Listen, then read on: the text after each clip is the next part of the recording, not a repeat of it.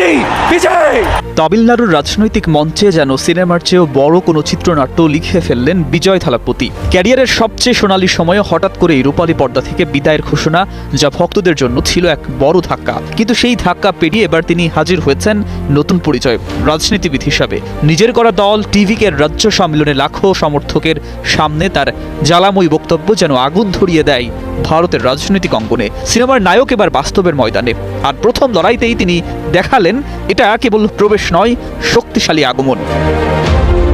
2026 সালের বিধানসভা নির্বাচন ঘিরে ভারতের 5টি গুরুত্বপূর্ণ রাজ্য পশ্চিমবঙ্গ, আসাম, কেরালা, তামিলনাড়ু এবং পুদুচেরি জুড়ে চলছে উত্তেজনাপূর্ণ ভোট গণনা। আর এই উত্তেজনার কেন্দ্রবিন্দুতে উঠে এসেছে তামিলনাড়ু, যেখানে প্রথমবার নির্বাচনে নেমেই বিজয়ের দল টিভিকে দেখিয়েছে অবিশ্বাস্য উত্থান। রাজ্যের 234টি আসনের মধ্যে সরকার গঠনের জন্য প্রয়োজন মাত্র 118টি আসন, আর সেখানে এখনো পর্যন্ত 106টি আসনে এগিয়ে রয়েছে এই নবাগত দল।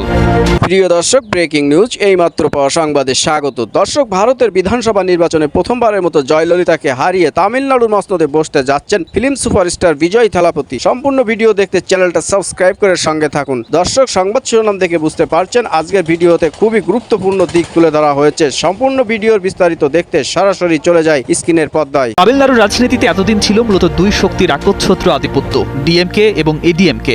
মুখ্যমন্ত্রী এমকে স্ট্যালিনের নেতৃত্বাধীন ডিএমকে যেখানে দীর্ঘদিন ধরে শক্ত অবস্থান ধরে রেখেছিল, সেখানে বিজয় টিভিকে এসে পুরো সমীকরণটাই পাল্টে দিয়েছে। নির্বাচনী লড়াই এখন কার্যত ত্রিমুখী, আর তাতে সবচেয়ে বেশি চাপে পড়েছে ডিএমকে।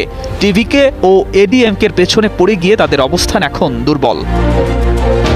50 বছরের বেশি সময় ধরে চলা দ্বিমুখী রাজনীতিতে এমন ধাক্কা আগে খুব কমই দেখা গেছে। ইতিহাস বলছে তামিলনাড়ুর রাজনৈতিক নিয়ন্ত্রণ একচ্ছত্র ছিল কংগ্রেসের হাতে 1947 থেকে 1967 সাল পর্যন্ত। এরপর দ্রাবিড় রাজনীতির উত্থানে ডিএমকে ও এডিএমকে হয়ে ওঠে প্রধান শক্তি। মাঝে 1988 থেকে 1989 সালে জানকী রামচন্দ্রনের নেতৃত্বে স্বল্প সময়ের জন্য কংগ্রেস ক্ষমতা এলেও তা ছিল ক্ষণস্থায়ী। এরপর থেকে মূলত এই দুই দলের মধ্যেই ক্ষমতার পালাবদল হয়েছে। মাঝে মধ্যে রাষ্ট্রপতি শাসন জারি হলেও তৃতীয় কোনো শক্তির উত্থান প্রায় ছিল না বললেই চলে, যা এবার ভেঙে দিলেন বিজয় থালাপতি। অন্যদিকে দেশের বাকি রাজ্যগুলোতেও চলছে নাটকীয় লড়াই। পশ্চিমবঙ্গে মমতা বন্দ্যোপাধ্যায়ের তৃণমূলকে পেছনে ফেলে 170টিরও বেশি আসনে এগিয়ে রয়েছে বিজেপি, যা সেখানে সবচেয়ে বড় আলোচনার বিষয় হয়ে উঠেছে।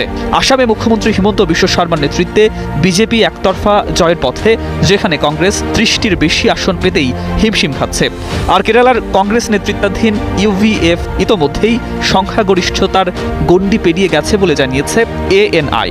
প্রদেশ কংগ্রেস সভাপতি সানি জোসেফ এই জয়ের পেছনে জনবিরোধী নীতির বিরূপ প্রভাবকে দায়ী করেছেন, যদিও মুখ্যমন্ত্রী প্রার্থী কে হবেন তা এখনও চূড়ান্ত হয়নি। এর আগে তামিলনাড়ুর মুখ্যমন্ত্রী ছিলেন জয়ললিতা, তারপর অবিসাংবাদিতা নেতা হন তিনি। এখনও পর্যন্ত তামিলনাড়ুর সবচেয়ে প্রভাবশালী নেতাই জয়ললিতা।